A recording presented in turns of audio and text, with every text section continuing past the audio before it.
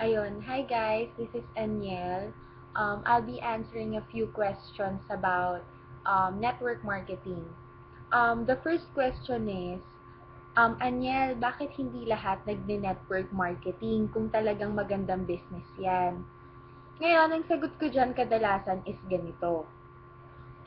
If people wanted the same things, if lahat ng tao gusto pare-parehong bagay, di ba napaka-boring naman ng mundo? For example, kung pangit ka, kung maganda ka, magpasalamat ka sa pangit.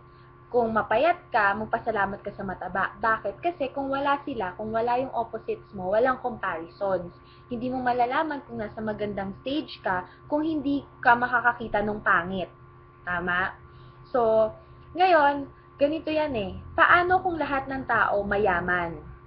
'Di ba? Lahat ng tao nag-network marketing, lahat ng tao yumaman. Ganito mangyayari niyan. Example, magpapalaba ka sa yaya mo. Sasabihin mo, "Yaya, palaba naman ako ng damit."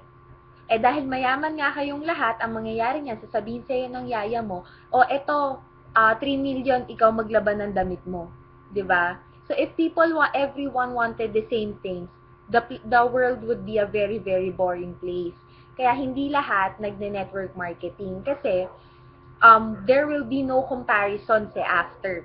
So, ayun, those are one of the questions. So, keep sending in your questions about network marketing or JC Premier. Follow my page. It's Upline Aniel Prats on Facebook. Thank you po!